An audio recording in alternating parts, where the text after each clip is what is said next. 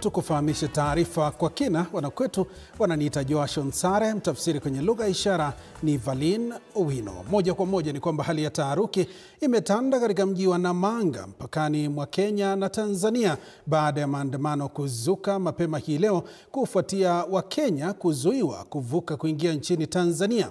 Mvutano huo ulitatiza shughuli za usafiri na biashara na kuwaacha wakazi pamoja na madereva wa malori wakiwa wamekwama kwa saa kadhaa. Mike Kagwango anaripoti kwa kina kuhusu hali hiyo na onyo kali kutoka kwa serikali ya Kenya dhidi ya hatua yoyote ya kuvunja amani eneo hilo.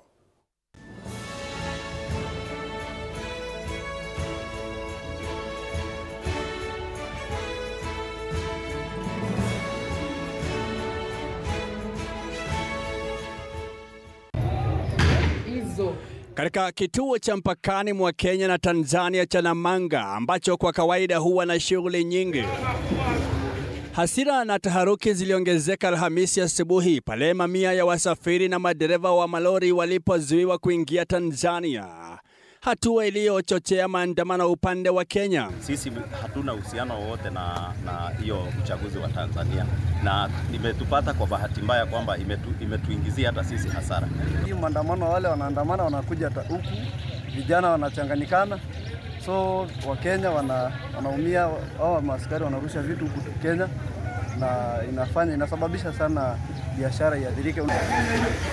Wakazi walilaumu mamlaka ya Tanzania kwa kile walichokiita kizuizi ambacho hakikutarajiwa na kilichozuia harakati za kuvuka mpaka.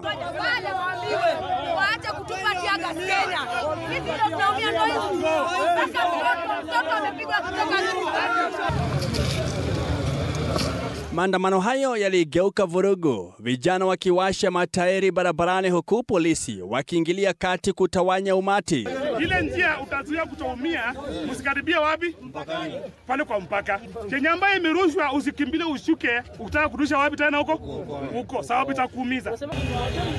Biashara na usafiri zilisimama kwa muda huku hali ya taharuki ikizidi. Kufuatia machafuko hayo, katibu katika wizara ya usalama Dr. Raymond Omolo amewaonya Wakenya dhidi ya kujaribu kusababisha vurugu katika maeneo ya mipakani.